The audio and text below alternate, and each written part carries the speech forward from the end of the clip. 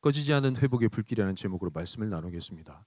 저는 지지난주 변종길 목사님의 말씀이 제 마음속에서 떠나지가 않습니다. 한국 교회가 너무 예배와 말씀 중심이다. 설교를 짧게 해야 될 것 같은 부담이 드는데, 그러면서 강조하신 내용이 뭐냐면 기도가 많이 약해진 것 같아. 부르짖는 기도, 부르짖어 기도했으면 좋겠다. 이런 말씀의 고면을 얘기하셨습니다. 다윗도 모세도 하나님께 부르짖어 기도했다. 할렐루야. 오늘 이 밤이 그런 밤이 되시길 축복합니다. 하나님께서 허락하신 최고의 밤, 그런 밤이 되시길 축복합니다. 하나님께서 오늘 이 시간을 우리 가운데 선물하셨습니다. 주님께서 예배하신 밤, 그냥 왔다가 지나가는 밤이 아니라 하나님께서 구별하신 밤, 하나님께서 우리 심령 가운데 역사적인 정점을 찍는 밤, 그런 복된 밤이 되시길 주님의 이름으로 축복합니다.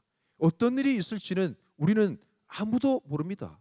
그러나 하나님은 늘 새로우시고, 하나님은 변함이 없으시고, 하나님은 언제나 우리 가운데 주실 은혜가 풍성하신 주님이십니다. 여러분 믿으십시오. 그리고 바라보십시오. 여러분 심령 가운데 반드시 응답하심이 있을 것입니다. 우리 하나님은 최고의 하나님이신데, 오늘 본문 말씀에 유다 백성의 영적 상태는 최악의 상태입니다. 첫 번째 나누고 싶은 부분은 최악의 상황에 대해서 같이 나누고 싶습니다. 역대하 28장 1절 말씀에 보시면, 아하스가 왕위에 오를 때 나이가 20세라 예루살렘에서 16년 동안 다스렸으나 그의 조상 다윗과 같이 아니하여 여호와 보시기에 정직하게 행하지 아니하고 했습니다. 유례 없는 악한 왕 아하스 왕이 남유다 왕이 되었습니다. 선한 왕 3명, 4명 이렇게 130년 동안 선한 왕의 통치를 받아오다가 이상하게 어디서 튀어나왔는지 악한 왕 아하스 왕이 통치하고 집권하는 그런 시대가 되었습니다. 좀 과정에서 표현하면 남유다 최악의 왕이 바로 아하스 왕입니다. 왜 그런가 하니 그 내용을 좀 살펴보면요, 2절 말씀에 보시면 이 아하스 왕이 본받기로 모델 삼기로 그 작정했던 인물들이 북이스라엘 왕들. 야 간지나 너무 멋져. 북이스라엘 왕들이 되게 멋져 보였거든요. 북이스라엘 왕들처럼 해야지 이렇게 작정한 거예요. 그러면서 어떤 모습이 있었느냐? 바알 우상들을 직접 부어 만들어. 이게 남유다 왕국 중에 최초입니다. 뭔가 악한 것으로 따지면 최초가 너무 많습니다. 아하스 왕이요. 3절 말씀해 보시면 흰놈의 아들 골짜기에서 분향했습니다. 그리고 그 뒤에 내용에 이방 사람들의 가증한 일 이렇게 해놨는데, 이게 바로 흰놈의 아들 골짜기에서 분향하고 자녀들, 아이들을 불 가운데 지나게 하는 몰렉신 앞에 바치는 우상 숭배, 인신 제사를 의미합니다. 이방 사람들이 가증한 일이죠. 어디서 들어왔다? 북이스라엘 왕들. 멋져. 그 왕들이 했던 그대로 본받고 들어왔다라는 거죠. 여러분, 이 몰렉 신 앞에서 드리는 인신 제사가 하나님께서 가장 싫어하는 이방 풍습인 것 아십니까? 레위기 20장 내용 말씀 보면 이스라엘 백성들로 하여금 미리 가나안 족속 경계하게 하기 위한 가나안 족속의 풍습에 대해서 열거하시면서, 반드시 이런 일을 행하는 자는 너희 중에 없게끔 만들기 위해 돌로 쳐 죽여라 했던 그 죄 목록 중에 가장 먼저 등장하는 장면이 바로 이 몰렉 신에게 제사 지내는 그런 장면입니다. 그것을 따르면 반드시 돌로 쳐 죽여라. 하나님께서 얼마나 싫어하시고 경계하셨냐면, 그 몰렉 신에게 경배하고 우상 숭배하는 자기 자녀를 불 가운데 지나게 하는 그 장면을 자기가 목격하고 모른 채 하면 그 가족도 이스라엘 백성 중에 근처지리라 이렇게 얘기했습니다. 그만큼 이 죄악만큼은 이스라엘 털끝 하나도 건드리지 못하게 하게끔 너무 싫어했습니다. 근데 가장 싫어하는, 하나님께서 싫어하는 이방 풍습인 1호를 뭐라고요? 아하스 왕이 남유다 그 제국에 들여왔어요. 꼭 보면 자녀들 가운데 하지 마라고 한 그걸 하는 자녀들 있잖아요. 높은 곳에 올라가지 마 하는데 그거 먼저 하면서 메롱메롱 이렇게 하는 자녀들 있잖아요. 꼭 그런 모습이라. 미워 죽겠어요. 뭐 이런 상황입니다. 하나님께서 가장 싫어하는 것을 가장 먼저 행하는 아하스 제국. 이스라엘 백성이든 거류민이든 이 몰렉 신 앞에 인신 제사를 드린 사람은 돌로 쳐 죽여라 했습니다. 너무 싫은 나머지 이것을 방조하고 방치하는 그 사람도 이스라엘 백성 중에서 끊쳐지는 그 극악무도한 죄악이 남유다 제국 가운데 수입되어 왔습니다. 시대가 최악인 상황인 거죠. 몰렉 신에게 제사하는 장면이 상세히 묘사되어 있는 선지서 말씀이 있는데, 예레미야 7장 30절부터 32절까지 말씀 한번 띄워주실래요? 여호와께서 말씀하시되 유다 자손이 나의 눈앞에서 악을 행하여 내 이름으로 일컬음을 받는 집에 그들의 가증한 것을 두어 집을 더럽혔으며 31절 흰놈의 아들 골짜기에 도벳 사당을 건축하고 그들의 자녀들을 불에 살랐나니 이 장면입니다. 내가 명령하지 아니하였고 내 마음에 생각하지도 아니한 일이라. 어디서 들어왔다는 거예요? 예, 북이스라엘 왕들. 오, 최고. 거기 본따서 들어왔다는 거. 32절. 그러므로 여호와께서 말씀하시니라. 날이 이르면 이곳을 도벳이라 하거나 흰놈의 아들의 골짜기라 말하지 아니하고, 이게 고유명사처럼 쓰이게 됩니다. 이게 그 유래입니다. 죽임의 골짜기라 말하리니 이는 도벳의 자리가 없을 만큼 매장했기 때문이니라. 상황 설명을 좀 드릴게요. 꺼지지 않는 불길이 그곳 가운데 계속됐습니다. 어떤 불길입니까? 자녀들을 태우는 불길이에요. 몰렉신 앞에 바치기 위해서. 어린 자녀들이 산채로 태워지는 그 불길이 그곳 가운데 가득했습니다. 흰놈의 아들 골짜기. 그리고 어린 아이들이 산채로 태움을 받잖아요. 죄송합니다, 어린 아이들 너무 겁먹지 마시고. 산채로 태움 받도 못 돼요. 가만히 있어요. 비명 소리가 그곳에 들리는 거예요. 그들을 묻을 매장지가 부족할 정도로 산더미를 이룹니다. 그곳이 흰놈의 아들 골짜기의 모습입니다. 그러니 그 광경이 죽임의 골짜기의 모습이라는 거예요. 이 흰놈의 아들 골짜기가 어디 있냐면 예루살렘 성전 바로 밑에 있습니다. 그 바깥 뜰 가운데. 이게 말이나 되는 상황입니까? 불길이 꺼지지 않아요. 그래서 이 현장이 마치 생지옥 같은 현장입니다. 그래서 하나님이 죽임의 골짜기라 일컬었습니다. 히브리어로요, 골짜기라는 개, 그 다음 흰놈이라는 고유명사 두 가지를 합치면 개 흰놈입니다. 이것이 헬라어로 그대로 음력이 됐습니다. 게헨나, 이렇게. 헬라어로 게헨나로 음력된 이 단어의 뜻이 뭐냐면 충격적이게도 지옥입니다. 지옥. 이 지옥이란 단어를 예수님께서 그대로 사용하시는 구절이 마가복음 9장 43절 말씀입니다. 같이 한번 읽어볼까요? 마가복음 9장 43절. 준비가 안 되셨습니까? 그럼 제가 읽어보겠습니다. 만일 내 손이 너를 범죄하게 하거든 찍어버리라. 장애인으로 영생에 들어가는 것이 두 손을 가지고 지옥 곧 꺼지지 않는 불에 들어가는 것보다 나으니라. 이게 지옥이 게헨나입니다. 흰놈의 아들 골짜기라는 뜻이죠. 이게 그때 그 광경이 얼마나 끔찍하고 참혹했으면 지옥이라는 고유명사로 지옥에 꺼지지 않은 불길이 있었던 곳이 충격적이게도 예루살렘 성전 인근에 있는 뜰이었습니다. 이렇게 예루살렘 성전 바로 밑에 있는 꺼지지 않는 지옥불이 활활 타오르고 있었던 때가 바로 아하스 왕 때였습니다. 아하스 왕의 성향은 참 어처구니가 없습니다. 죄송합니다, 제가 이렇게 표현해서. 근데 참 저희가 보기에는 그래요. 남욕할 건 아닌 그런 상황이지만 역대하 28장 22절 말씀에 보시면 이 아하스 왕의 삶의 성향이 나와 있습니다. 이 아하스 왕이 공고할 때 더욱 하나님께 돌이켰다? 아니고 더욱 범죄하였다 했습니다. 사람이 좀 공고하고 뭔가 좀 핍절하고 힘들면 하나님께 낯을 돌릴 만 하잖아요. 그럼에도 불구하고 이 아하스 왕은 공고할 때 오히려 더 하나님께 범죄했던 왕. 저희가 보기엔 너무 가망이 없어 보입니다. 왕이 그러니 백성은 어떨까요? 남유다 왕국은 어떨까요? 그야말로 최악의 영적 상태라는 것이죠. 5절 말씀, 오늘 본문 5절 말씀에 보시면 하나님이 도저히 참을 수가 없어서 하나님께서 이 남유다 제국을 심판하시려고 심판의 칼날을 드십니다. 참 신기한 것이 이 남유다의 아하스 왕이 누구를 따라 하려고 했다고요? 북이스라엘. 간지나 멋져. 북이스라엘 왕을 본떠서 그렇게 삶을 살았더니 하나님께서 북이스라엘 그 제국에 이 남유다를 맡깁니다. 그 손에 붙여버립니다. 참 신기하죠. 북이스라엘을 따라가려고 했는데 북이스라엘 심판의 도구로 쓰십니다. 이스라엘 손에 심판하신 그 말씀에 보면 크게 살육했다라고 이렇게 나와 있습니다. 6절 말씀에 보면 북이스라엘 왕인 베가 왕이 용사 12만 명을 죽였습니다. 그때 당시 한번 출전하면 경우 따라 다르겠지만 한 40만 명, 근데 12만 명이 하루아침에 죽었어요. 얼마나 많은 그 군사적 손실입니까? 엄청난 숫자가 죽었다는 거죠. 근데 7절 말씀에 보면 그 전쟁의 참혹함이 나오는데 에브라임의 용사 시글이라는 사람이 누구누구를 죽였냐면 왕자를 죽였어요. 그 다음에 서열 2위 3위인 뭐라고 해놨습니까? 예, 국내 대신, 총리 대신 서열 2위 3위 될 만큼 그 나라 남유다 왕국의 서열이 높은 고위 관직에 있는 사람을 대표로 다 죽여버렸어요. 이것은 국가적인 수치가 아닐 수가 없습니다. 처참한 전쟁의 패배요, 죽음의 현장이었다는 것. 하루아침에 12만 명이 죽은 것도 모자라고 죽은 것도 참 큰 피해인데, 이 이스라엘 왕 베가 왕이 20만 명의 부녀자를 포로로 이끌고 많은 재물과 함께 사마리아로 갑니다. 그야말로 최악의 영적 상태, 그리고 하나님의 놀라운 그런 심판의 현장이라는 거예요.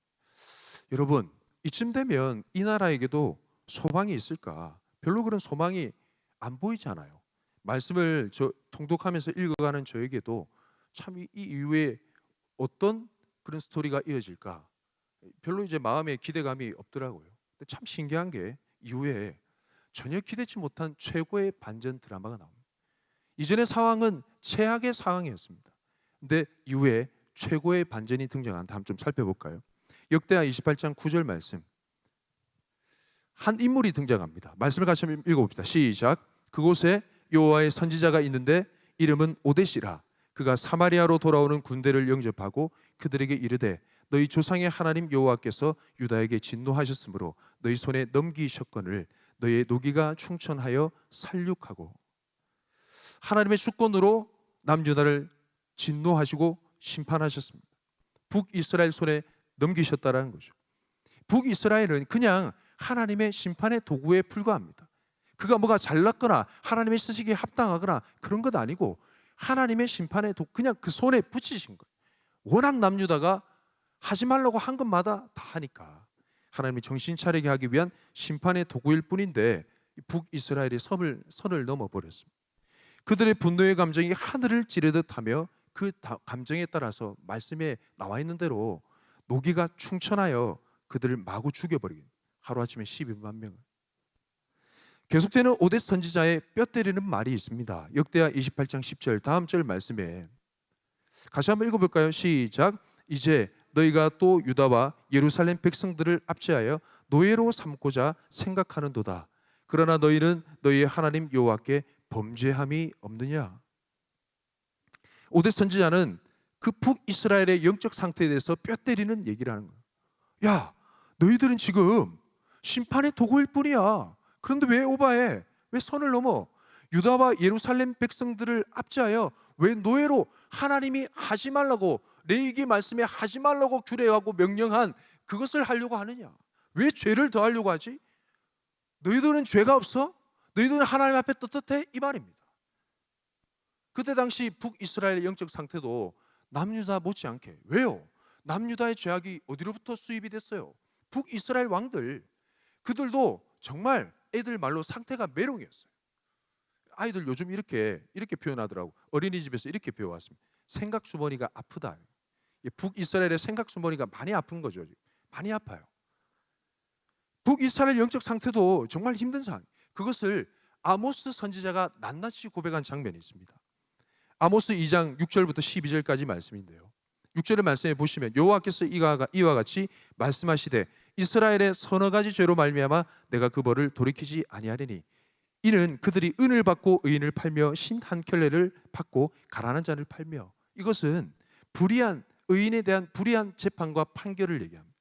7절 말씀 보시는 대로 이 말씀에 대한 핵심은 북이스라엘 제국의 강포와 포악과 음란에 대해서 지적합니다. 아버지와 아들의 한 젊은 여인에게로 다녀서 그런 지적이 있죠. 9절 말씀은 아모리 사람들을 그들 앞에서 멸하고 그 키는 백향목과 같고 강하기는 상수리 나무 같으나 내가 그 위에 열매와 그 아래의 뿌리를 진멸한 하나님의 놀라운 역사하심. 그리고 10절 말씀은 이스라엘 백성들을 향한 하나님의 놀라운 은혜의 역사하심. 애굽 땅에서 이끌어내고 40년 동안 광야에서 인도하였고 아모리 사람의 땅을 차지하게 했다는 하나님의 은혜의 베푸심입니다. 그리고 그 은혜의 베푸심에 결정적인 절정의 열매가 뭐냐면 11절 말씀에 또 너희 아들 중에서 어떤 열매는 선지자를, 하나님의 말씀을 대언하는 선지자를, 너희 청년 중에서 거룩히 구별된 삶을 사는 나시린을 일으켰나니. 참 놀랍게도 하나님께서 거룩과 성별의 열매를 이스라엘 백성으로 하여금 맺게 하셨는데, 북이스라엘이 어떤 죄를 범하느냐, 12절 말씀해 보시면 나실 사람으로 하여금 포도주를 먹게 하는, 부정하게 더럽힙니다. 하나님이 성별한 그 사람을. 또 선지자에게 명령하여 예언하지 말라, 그 입 닫아라. 하나님의 역사하심에 대해서 완전히, 하나님의 거룩과 성별에 대해서, 어떻게 보면 선지자와 그 땅 가운데 선지자와 나실인이라는 열매가 나는 것이 이 사람만큼은 타락하면 안 돼라는 하나님의 거룩과 성별의 마지막 보루인 사람들이 이런 사람들이에요. 그럼에도 불구하고 이 북이스라엘 사람들이 직접 자기 손으로 이런 사람들은 타락하면 안 돼라는 마지막 보루를 더럽히고 회파하고 훼손시킨더라 이 말입니다. 그러니 북이스라엘에 죄악이 없냐 이 말이에요. 그 죄가 오히려 그들의 분노가 하늘을 찌르는 것이 아니고 그들의 죄악이 하늘을 찌르는 상황입니다. 북이스라엘의 죄악이 심각한 수준입니다. 여러분, 그때 당시 북이스라엘 왕이 누구였다고요? 베가라는 왕이었습니다. 북이스라엘 왕이 언제 멸망당했냐면 이 베가 왕 다음 호세아 왕 때 멸망당합니다. 그 말은 북이스라엘 제국도 멸망당하기 직전입니다. 그것은 북이스라엘의 죄악이 그냥 절정으로 달하는 그런 시기라는 거죠. 누가 누구를 심판하냐 이 말이에요. 누가 누구를 이렇게 삿대질할 수 있냐 이 말입니다. 누가 누구를 정죄하냐 이 말입니다. 똑같은 그런 상황, 더 심각한 그런 상황이에요. 납작 엎드려야 하나님의 진노와 심판을 피할 수밖에 없는 그런 영적 상태인데도 불구하고 자신의 분수를 지나치게 넘어버린 그런 상황. 여러분, 남유다도 상태가 메롱이고 북이스라엘도 상태가 메롱이에요. 도대체 반전의 드라마는 어디서 나온다는 거예요? 뭐가 나올 수 있는 상황이에요? 여러분, 이 장면을 똑똑히 기억하시기 바랍니다. 오늘 이 말씀의 장면을 저와 여러분의 삶 가운데 똑똑히 기억하시기 바랍니다. 도무지 하나님의 반전이 일어나지 않을 것 같은 영적 상태가 완전히 무너졌어요. 세상 말로 하면 어제 저녁에 나이트클럽에서 2차, 3차 열심히 뛰다가 지금 온 상황입니다. 세상 연락 즐기면서 하나님의 말씀 제쳐둔 지 오래됐고 하나님을 저주하며 모욕해서 그 현장에서 그 죄 때문에 잡혀온 그런 상황. 뭘 더 바라고 뭘 더 기대하는, 어떤 반전이 있냐 이 말입니다. 근데 반전이 있어요. 너무 놀라운 반전이 시작됩니다. 역대하 28장 11절 말씀 같이 한번 읽어볼까요? 역대하 28장 11절. 같이 한번 읽어보겠습니다. 시작. 그런즉 너희는 내 말을 듣고 너희의 형제들 중에서 사로잡아 온 포로를 놓아 돌아가게 하라. 여호와의 진노가 너희에게 임박하였느니라 한지라. 이 오뎃 선지자의 이 말에 참 놀랍게도 에브라임의 지도자들이 반응을 보이죠. 놀랍습니다. 첫 번째 어떤 반응이냐? 역대하 28장 12절 말씀 같이 한번 또 읽어볼까요? 시작. 에브라임의 자손 우두머리 몇 사람 곧 요하난의 아들 아사라와 무실레못의 아들 베레기야와 샬룸의 아들 여히스기야와 하들레의 아들 아마사가 일어나서 전장에서 돌아오는 자들을 막으며, 이 네 명이 움직입니다. 아사라, 베레기야, 이름이 왜 이리 어려운지 모르겠어요. 여히스기야, 스시야키 뭐 음식 이름 같습니다. 아마사 4인방이 지금 움직이고 있습니다. 근데 참 놀라운 게 13절 말씀에 전쟁에서 돌아오는 북이스라엘 군대를 향해서 포로를 못 데려온다 라고 이제 선언하는 거죠. 이는 하나님께 죄를 더하는 행위다라고 하는 거예요. 그러면서 이렇게 하면 우리가 모두가 다 망하는 상황이다 라고 이 에브라임 지도자들이 4인방이 선포를 합니다. 그때 놀라운 장면이 등장하는데 역대하 28장 14절 말씀에 이것이 놀라운 영적인 터닝 포인트가 되는데 같이 한번 읽어볼까요? 역대하 28장 14절 시작. 이에 무기를 가진 사람들이 포로와 노력한 물건을 방백들과 온 회중 앞에 둔지라. 이 북이스라엘 군대가 지금 이끄는 포로 그 행렬이 갑자기 멈춰버린 거예요. 그 노략한 물건들과 방백들과 온 회중 앞에 그냥 두고 그 자리에 멈춰버렸어요. 이것이 놀라운 영적인 터닝 포인트입니다. 군대 행렬이 멈춰섰어요. 영적인 흐름이 역전되는 상황입니다. 이 포인트가 정말 중요한 거예요. 여러분, 멈춰선 이 자리가 너무 여러분 기억하세요. 이 멈춰선 이 자리가 너무 중요합니다. 하나님의 카이로스 타임이 시작되는 장면입니다. 하나님의 일하는 시간이 시작되는 장면입니다. 지금까지 죄의 관성대로 늘 살아왔던 우리 삶 속에 천국이 임하는 시간이요, 하나님의 새로운 역사를 맞이하는 순간입니다. 멈춰서야 되는 거예요. 여러분 기억하세요. 여러분이 죄의 관성에 따라서 여러분의 삶이 하나님이 원하지 않는 길을 따라서 계속 걸어갈 때 멈춰서는 은혜가 있길 축복합니다. 하나님의 음성이 들려요. 정신 차려라, 이대로 살다간 모두 다 죽는다, 멈춰서라 라고 하는 하나님의 음성이 들릴 때 멈춰서는 은혜가 있길 축복합니다. 저는 제 삶 가운데 좀 경험한 부분이 있습니다. 신혼초 때 저희 부부는 정말 표현이 그렇습니다. 피 터지게 많이 싸웠습니다. 사랑과 전쟁. 제 과거의 수치와 되게 부끄러운 모습을 얼마든지 드러내고 이것을 통해서 여러분 삶의 디딤돌이 된다면 얼마든지 드러낼 용기가 있습니다. 너무 심하게 싸웠어요. 근데 그 싸우는 날이 딱 정해져 있습니다. 설교하기 전. 참 신기하게도 토요일 밤. 처음엔 그건 몰랐어요. 근데 토요일 밤만 되면 이렇게 사소한 다툼으로 막 싸우고 있는 거예요. 그래서 저희가 같이 너무 많이 싸우다 보니까 너무 이상해서 같이 기도하자면서, 근데 그 시간만 되면 공격적으로 변하면서 싸우는 거예요. 한 번 이랬어요. 제가 그래도 남편이고 가장이니까, 여보 그냥 딴 얘기는 됐고 잠깐 멈춥시다, 멈춰, 뭐 이랬어요. 하나님께서 은혜를 베푸신 거죠. 저희 아내도 그 말 잘했다고, 잠깐 멈춥시다, 이 얘기 안 끝날 것 같아, 멈추고 각 방에서 좀 생각하면서, 방을 나와서 좀 생각하고 나옵시다. 참 신기하게도 멈춘 게 은혜였습니다. 멈추면서 생각을 정리하니까 싸울 이유가 하나도 없더라고요. 할렐루야. 여러분, 이런 죄악의 관성, 습성이란 것은 그냥 흘러가는 무서운 부분이 있습니다. 근데 하나님께서 우리 가운데 말씀하실 때, 하나님께서 우리 가운데 말씀을 주실 때, 경고하실 때 멈춰서는 은혜가 있길 축복합니다. 거기서부터 하나님께서 영적인 터닝 포인트, 하나님의 카이로스 타임, 하나님의 새로운 역사가 시작되는 것을 경험하게 될 줄 믿습니다. 할렐루야. 하나님이 멈춰서라는 거예요. 여러분 기억하세요. Stop and look. 멈춰서서 하나님이 하시는 새로운 일을 쳐다보는 것. 여러분 삶 가운데 이런 영적 은혜가 있길 축복합니다. Stop and look이에요.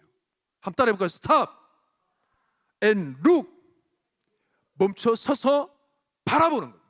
이게 말씀 가운데 나와 있습니다. 출애굽 당시 모세가 이스라엘 백성 가운데 한 말이 있습니다. 출애굽 14장 13절 말씀 같이 한번 읽어볼까요? 시작. 모세가 백성에게 이르되 너희는 두려워하지 말고 가만히 서서 여호와께서 오늘 너희를 위하여 행하시는 구원을 보라. 너희가 오늘 본 애굽 사람을 영원히 다시 보지 아니하리라. 너희는 두려워하지 말고 가만히 서서 하나님께서 너희를 위해서 행하시는 구원을 보라는, Stop and look. 사무엘 선지자도 동일한 비슷한 내용을 얘기했던 적이 있습니다. 사무엘상 12장 16절 말씀 같이 한번 읽어볼까요? 시작. 너희는 이제 가만히 서서 여호와께서 너희 목전에서 행하시는 이 큰 일을 보라.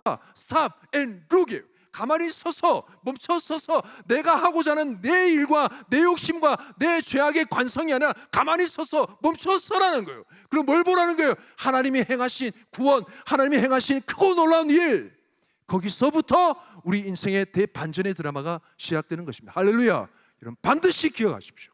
여러분의 삶이 오늘도 변화될 수 있는 유일한 영적 비결, Stop and look. 하나님이 새 일을 행하십니다. 어떤 상황이었어요? 최악의 상황이었어요. 아무런 일이 일어나지 않을 것 같은 상황이었어요. 정말 놀랍게도 그들은 오뎃 선지자의 끈질긴 얘기를 듣고 에브라임의 지도자 4명, 이 4인방의 그런 움직임을 통해서 북이스라엘의 군대가 그 포로 행렬이 멈춰서게 되는 하나님의 은혜를 맛보게 되었습니다. 여러분 이제 하나님의 크고 놀라운 구원, 주님의 행하신 일만 남았습니다. 여러분 기대되지 않나요? 하나님께서 어떤 일을 행하셨을까? 그 최고의 반전, 도저히 우리 힘으로 해낼 수 없는 하나님의 완전한 회복. 완전히 상태가 밑바닥인데 하나님께서 행하시는 완전한 회복, 뭐가 있을까? 역대하 28장 15절 말씀, 이 말씀 같이 좀 읽어봐야 됩니다. 시작. 이 위에 이름이 기록된 자들이 일어나서 포로를 막고 노력하여 온 것 중에서 옷을 가져다가 벗은 자들에게 입히며 신을 신기며 먹이고 마시게 하며 기름을 바르고 그 약한 자들은 모두 나귀에 태워 데리고 종려나무 성 여리고에 이르러 그의 형제에게 돌려준 후에 사마리아로 돌아갔더라. 너무 온도 차이가 나요. 어떻게 이 일이 일어날 수 있을까? 도저히 그들의 영적 상태로는 불가능한 일이라는 건 우리가 말씀을 읽어 내려가면서 너무나 분명히 잘 알 수 있는 내용이에요. 너무 신기해요. 하나님이 하시지 않고서는 불가능한 일입니다. 놀라운 장면이 연출됩니다. 여러분, 그들은 어떤 사이였습니까? 좀 전에 전쟁을 벌였던 사이였습니다. 북이스라엘은 노기가 충천해가지고 하루아침에 12만 명을 죽여버렸어요. 그리고 그것도 모자라 20만 명을 노예로 삼으려고 포로로 잡아오는 그런 순간입니다. 근데 오대 선지자 그 말씀 한마디에 이렇게 사람이 변한다고요? 하나님의 놀라운 전적인 은혜는. 여러분, 어떻게 했습니까? 옷을 입혔습니다. 발에 신을 신겼고요. 그리고 먹고 마시게 하고 상처에 기름을 발라주었습니다.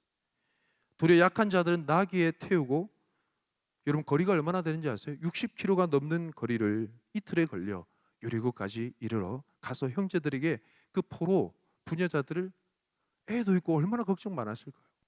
얼마나 아름다운 눈물의 죄가 있었을까요? 형제들에게 돌려준 후에 사마리아로 복귀합니다. 놀라운 일입니다. 여러분, 참 놀라운 것이 이 장면에는, 시간 관계상 이 장면에는 신약 성경에 예수님께서 이야기해 주신 두 가지 이야기가 담겨져 있습니다. 무슨 이야기일까요? 여러분 대충 상상해 가시죠. 어떻게 했습니까? 옷을 입혔습니다. 신을 신겼어요. 먹고 마시게 했어요. 그리고 기름을 발랐습니다. 나귀에 태웠습니다. 두 가지 이야기가 있습니다. 하나는 탕자 이야기입니다. 두 번째는 선한 사마리아인의 비유의 말씀. 여러분 아시겠죠? 그 내용을 좀 살펴보겠습니다. 첫 번째는 탕자 이야기. 누가복음 15장 22절 23절 말씀에 보면 아버지는 종들에게 이르되 제일 좋은 옷을 가져다가 내어다가 입히고 손에 가락지를 끼우고 발에 신을 신기라. 23절 그리고 살찐 송아지를 끌어다가 잡으라. 우리가 먹고 즐기자. 어떤 장면입니까? 아버지 하나님의 잃어버린 아들을 향한 아낌없는 사랑의 장면. 북이스라엘 에브라임 4인방이 그 포로들 가운데 했던 행동이 하나님 아버지의 놀라운 사랑이었다. 할렐루야.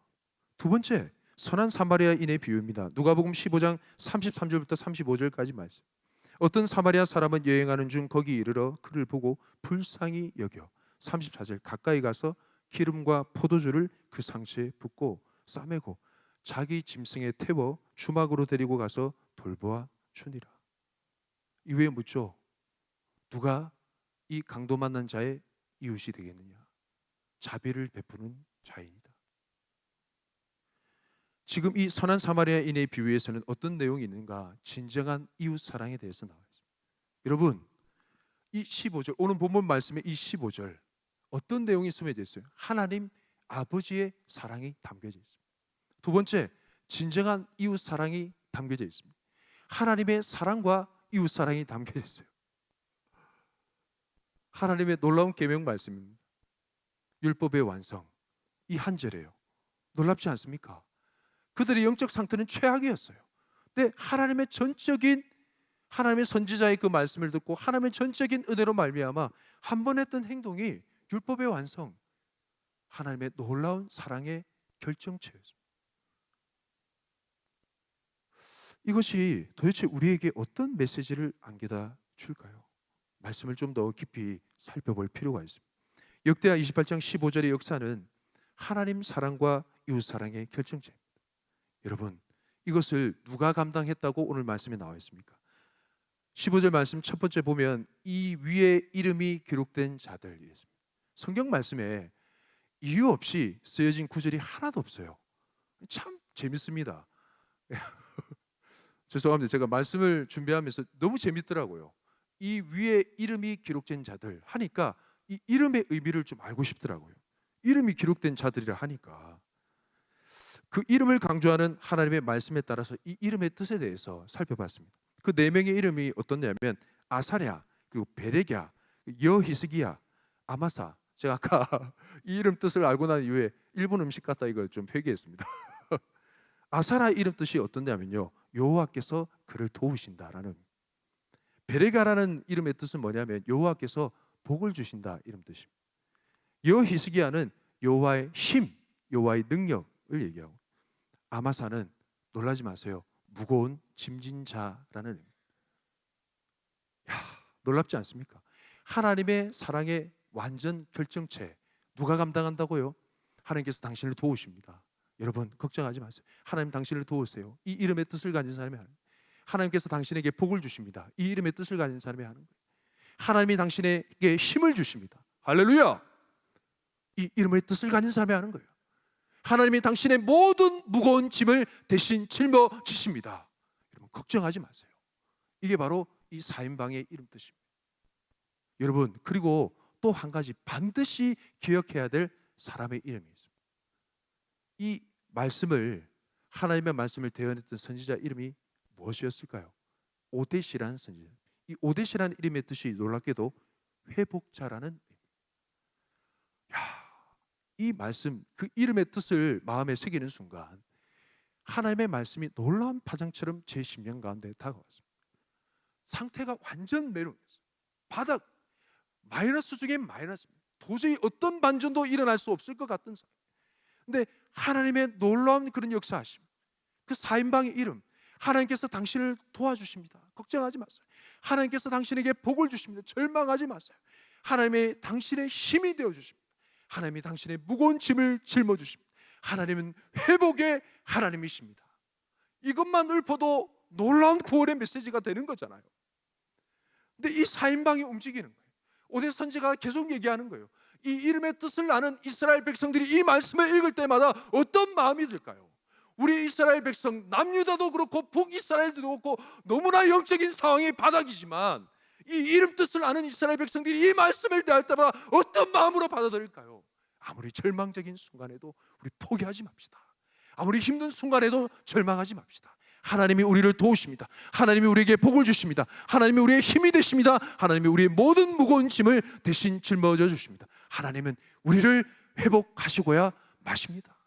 할렐루야! 이런 메시지로 듣는다라는 거예요. 사랑하는 성도 여러분, 늘 기억하십시오. 이스라엘 백성은 예루살렘 성전 바로 앞에 꺼지지 않은 불길이 있었습니다. 어떤 불길이었어요? 꺼지지 않은 지옥의 불길이 있었습니다. 활활 타오르는 거예요. 아이들이 죽어가는 소리가 들리는 거예요. 여기에서 무슨 선한 것이 날 수 있겠습니까? 그런데 참 놀랍게도 꺼지지 않은 또 하나의 불길이 있었습니다. 그것은 꺼지지 않는 하나님의 회복의 불길이었습니다. 여러분 꼭 기억하십시오. 저와 여러분이 어떤 삶을 살게 될지는 아무도 모릅니다. 어떤 순간에 이를지는 아무도 모르는 거예요. 여러분 가정 가운데 아직도 교회에 나오지 않는 남편을 기억하실 때, 여러분 가정 가운데 내 마음대로 되지 않는 자녀를 기억하실 때, 여러분 가정 가운데 내 마음으로 되지 않는 그런 상황을 기억하실 때 이 말씀을 꼭 기억하십시오. 어떤 회복의 징조가 보이지 않는 그런 순간에도 하나님의 회복의 불길은 꺼지지 않습니다. 기억하세요. 어떻게 하면 된다? 스탑! 멈춰서서 주님의 행하신 놀라운 일들을 바라보세요. 그러면 하나님의 놀라운 역사하심이 있습니다. 아사라, 베레가, 여히스기야, 아마사, 이 하나님의 심폐소생술을 기억하세요. 계속 눈이 감겨가지고 막 기본덕 하고 있고 숨을 턱턱거리면서 호흡이 제대로 되지 않는 그런 이스라엘 백성의 영적 상태를 향해 하나님이 살리고자 심폐소생, 하나님이 너를 도우셔, 하나님이 너에게 복을 주셔, 제발 눈 좀 떠봐, 너는 살아야 돼, 내가 너의 힘이 되어줄 거야, 내가 너의 모든 짐을 대신 짊어줄게, 살아야 돼. 심폐소생술을 하는 거예요. 죽어가는 그를 향해서. 왜냐하면 나는 너 없이는 살 수가 없어 하는 것이 하나님의 회복의 메시지라는 거예요. 마지막 한 말씀의 예화를 두고 우리 같이 기도했으면 좋겠는데, 마가복음 1장 40절 이후의 말씀에 보면 한 나병 환자가 나옵니다. 반주를 좀 해주시고 40절부터 말씀을 좀 띄워주실래요? 한 나병 환자가 예수께 와서 꿇어 엎드려 간구하여 이르되 원하시면 저를 깨끗하게 하실 수 있나이다. 여러분, 그때 당시 나병 환자는 어떤 형편에 있는지 아십니까? 나병 환자가 나을 수 있는 길은 단 두 가지밖에 없었습니다. 하나님이 전적으로 역사하시든지, 나아만 장군처럼 하나님께서 전적으로 역사하시든지, 아니면 메시아가 이 땅에 오셔서 그를 만나든지, 두 가지 길밖에 없어요. 그 외에는 이 사람은 바로 앞에 꺼지지 않는 지옥불을 바라보는 듯한 그런 형편이 있는 사람이죠. 절망 그 자체였어요. 여러분, 이 인생 가운데 어떤 반전의 드라마가 있을 수 있을까? 그가 한 가지 믿었던 것은 오신 예수님이 메시아라는 신랄 같은 희망이 있었습니다. 그래서 예수님께 찾아왔던 거죠. 41절 말씀에 보면 예수께서 불쌍히 여기사 손을 내밀어 그에게 대시며, 나한 자는 사람들 앞에서 본인이 부정한 것을 드러내야만 됐던 인물이었어요. 옷을 찢고 머리를 풀어헤치고 윗입술을 가지고 부정하다 부정하다 외쳐야 되는 인물이 바로 나 환자였어요. 가족들도 외면할 수밖에 없었던 존재, 사람의 손을 대다리요 그럴 수 없었습니다. 감히 주님 앞에 다가설 수 없는 지옥불 가운데 있는 그의 형편, 도저히 바뀔 수 없을 것 같은 영적인 바닥의 상태, 하나님이 전적으로 도우시지 않고서는, 메시아가 와서 자기를 만나주지 않고서는 회복될 수 없는 그런 상태. 그때 주님께서 그에게, 여러분 잘 보세요, 손을 내밀어 그에게 손을 대셨습니다. 다른 사람들은 그냥 명예에서 눈 떠라 이렇게 할 수도 있잖아요. 깨끗해져라 할 수도 있는데 손을 내밀어 그에게 손을 대셨습니다.